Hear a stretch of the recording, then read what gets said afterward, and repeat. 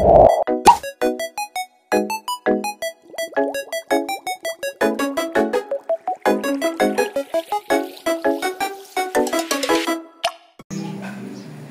day, everyone. We are part-time students. I am Manuel David Arpia. I am Digusman Christopher T. I am Digusman Roger R. I am Padan Angelo G. And I am Season Stephen Lloyd. And we are the Group 8. We are going to discuss the energy management and energy saving program applied on board ship to comply with energy efficiency on ship. What part do CPRs play in ship energy efficiency management plan? 1. Cannot discount the role of CPRs if we wish to implement an effective ship energy efficient management plan on board your ship. They will also help provide the necessary performance reports and feedback to the shore office, serving a crucial role in collecting valuable information that will help in further plan enhancement. Some of the essential CPR roles in a ship energy efficient management plan are as follows. Accurate procedure implementation as detailed in the plan. Performance monitoring in line with the plan, procedure, and assessing the impact on the ship operation. Reporting on plan performance for further evaluation the company. Establishing a sustainability culture on board the ship towards further energy efficiency improvement. Efficient cargo management when at port to prevent unwanted delays and follow a proper maintenance plan to avoid machinery breakdown. The use of appropriate modern navigation techniques. Ship energy efficient management plan is more than a set of operating rules. It is a framework that needs to evolve so that ship owner and fleet manager can both drive and benefit from better energy saving solutions. A dependent superior is a key stakeholder in helping improvise the management plan, along with the ship managers and port operators. Robust and reliable performance. Monitoring system help you to gather accurate data from your ships for optimizing your ship and fleet efficiency. The main purpose of the ship energy efficiency management plan is a cost-effective mechanism for the shipping industry to manage and reduce harmful greenhouse gas (GHG) emissions. It contains 3 parts. What is ship energy efficient management plan? Part 1. This part applies to ship of 400 gross tonnage and above. The aim is to monitor and describe ways reduce the carbon emission by introducing efficient operational and ship management practices. The ship owners or ship operators must develop a ship-specific ship energy efficient management plan and place it on each vessel and its fleet. To do this, the company may use its Environment Management System (EMS), which lays down procedures for different ship types to select the best measure for controlling their environmental impact. Ship energy efficient management plan Part 1 must have a specific framework and structure that incorporates the following 4 steps: planning, implementation, monitoring, and self-evaluation and improvement. Ship management plan to improve energy efficiency.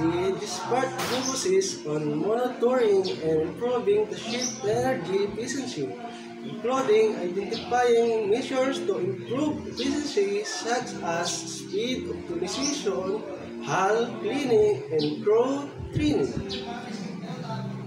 What is Ship Energy Efficiency Management Plan Part 2? This part applies to ships of 5,000 restaurants and above in this part. The vessels are required to specify the methodology to collect pertinent data and development processes to share the same with the flag state. The focus on energy efficiency, the vessels are to collect, aggregate, and report data such as the annual fuel consumption, distance travel, and hours underway to determine their fuel efficiency. This also lays down the importance of data quality control measures in a standards data reporting format.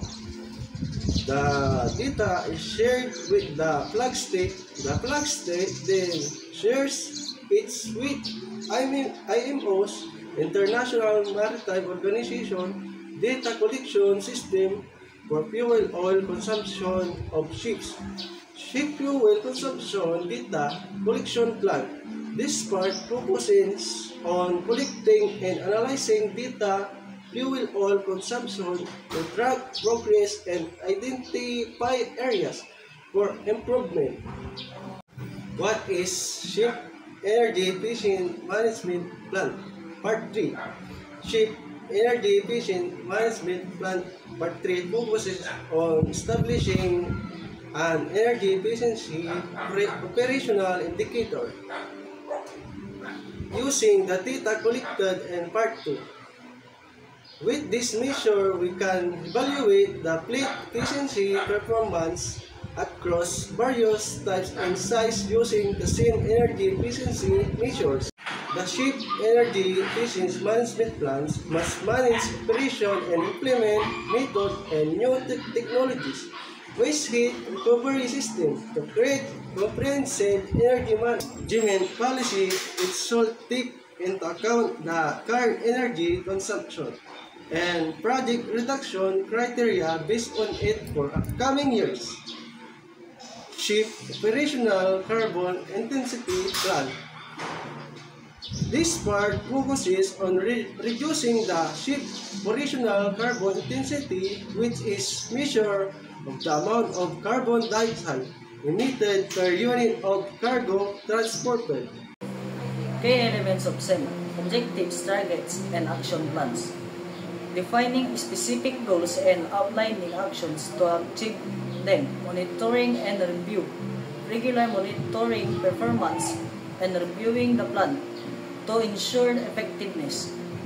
Crew familiarization and training. Ensuring the crew is aware of and training and energy efficiency practices. Fuel efficiency operation. Implementing measures to optimize fuel consumption such as speed optimization, route planning, and ballast water management. Hull and propeller maintenance. Maintaining the hull and propeller in good condition to reduce drag and improve fuel efficiency. Main engine and other machinery optimization. Optimizing the performance of the main engine and other machinery to reduce energy consumption. Cargo handling optimization. Optimizing cargo handling procedures to reduce energy consumption. Benefits of SIM. Reduce fuel consumption and cost. Reduce environmental impact. Improve operational efficiency. MARPOL measured to reduce greenhouse gas emission from international ship, including the method to calculate the ships. Attain annual operational carbon intensity indicator and process to report to the ship flag state. process for self-evaluation and improvement. A plan of corrective actions if required. How can a ship energy efficiency management plan increase shipboard energy efficiency? Typical example of improving operational efficiency and carbon intensity include speed optimization, weather routing, hull monitoring and maintenance, installation of heat recovery system. How can we improve the energy efficiency of ship? Propeller efficiency upgrades, also by replacing outdated existing propeller with new ones designed based on the latest knowledge, propeller designs, and operating profile of the vessel. Significant saving with short playback periods can be achieved. What is the main purpose of energy management system is to increase energy. This system main purpose is to optimize energy consumption, especially in energy intensive operation in order to support sustainability, to reduce overall costs associated with facility operations and internal building system. Not unique to every ship, implementing as SEMP involves a four-step process. Number 1, planning. Planning is crucial for the correct implementation of methods and an energy efficiency. Plan will look at your ship current energy consumption levels and then assist ways to reducing it and putting in a place effective strategy. Your company must gather all the necessary data, inputs such as hull, paint, condition, machinery, and system. Efficiency install the machinery and fuel usage.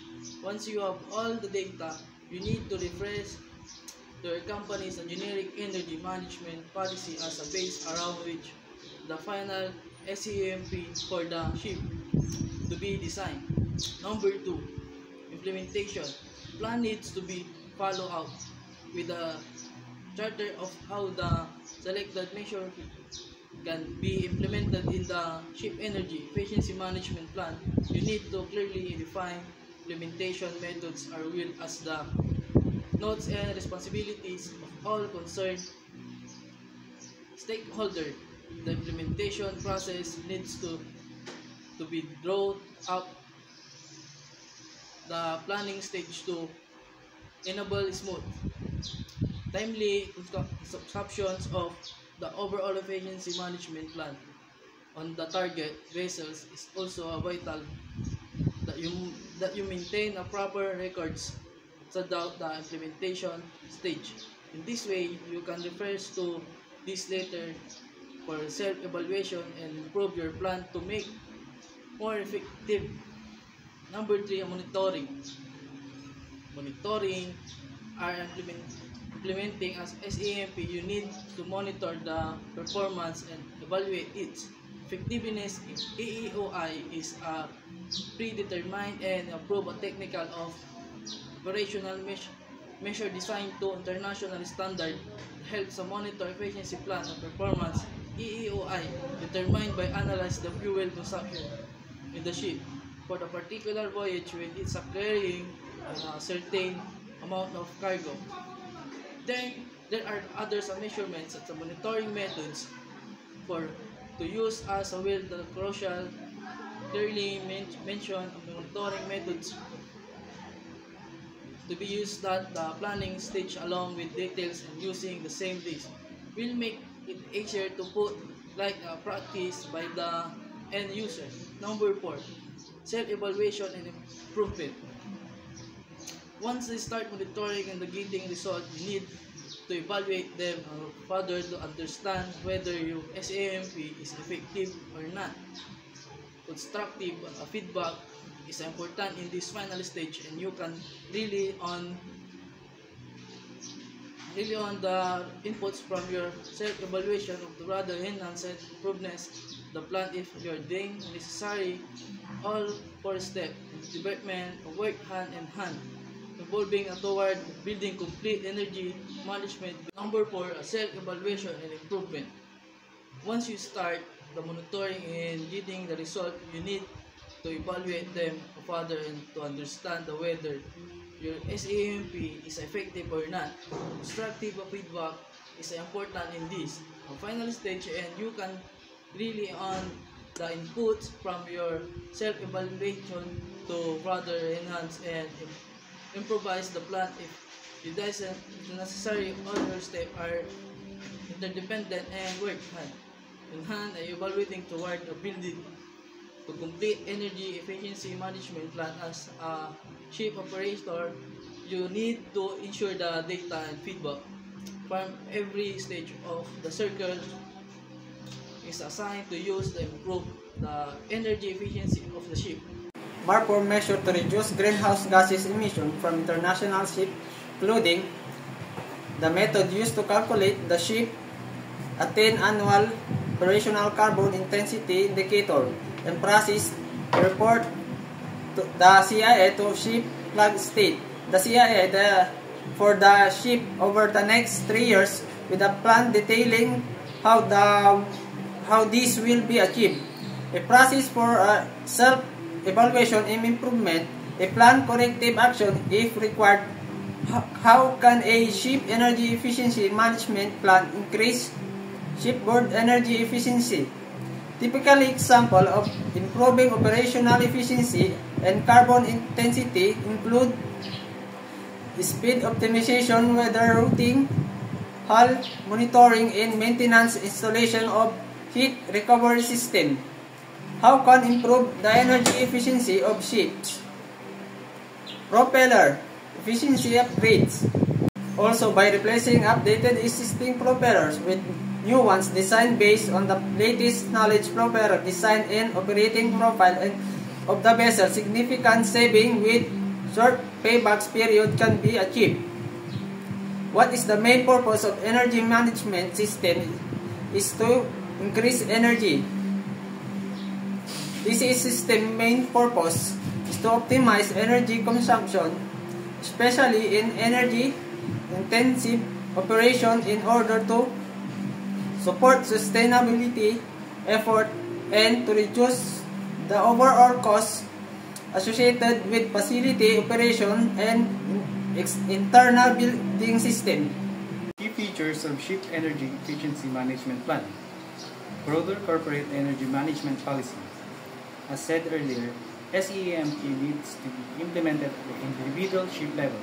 However, a company operating multiple ships must have a more comprehensive energy management policy for all ships in its fleet, which will act as a base to form SEAMP for an individual type of ship. Reduction in fuel consumption. Any ship operator will be happy to save more cost on the marine oil used as ship fuel. A critical function of SEAMP is to implement methods which can reduce the overall fuel consumption of the ship, as it leads to a reduction in air pollution and fuel cost, which is one of the significant operating costs of the vessel. A decrease in GHG emissions from ships. SEAMP emphasizes the reduction of greenhouse gas emissions from ships by providing methods for reducing fuel consumptions and using alternative fuel, which causes less GHG emissions. Speed optimization. The ship speed determines the amount of fuel the main engine will use to propel the ship. An optimized speed is a speed which the fuel consumption decreases without hampering the ETA to the next port. Slow steaming has been a proven strategy to reduce the fuel consumption of the ships, saving hundreds of dollars in fuel cost to the owner. However, there are other problems associated with slow steaming. Hence, optimum speed is determined by keeping all the factors in mind. Weather routing. It is fascinating how a ship tackles big storms out at sea. There have been no significant accidents lately of ship damages or sinking due to storms and rough weather, as nowadays, weather routing uses advanced technology to predict upcoming weathers and alter the course of the ship. Hull monitoring and maintenance. Hull roughness of the ship is inversely proportional to the speed of the ship. This means that the engine of the ship has to work more to achieve the desired speed if the hull is rough. The hull roughness of the ship is analyzed at regular intervals for cleaning and painting of the surface. A better and advanced system such as MGBS can reduce the marine growth and hull and improve the overall energy efficiency of the ship. Efficient cargo operation.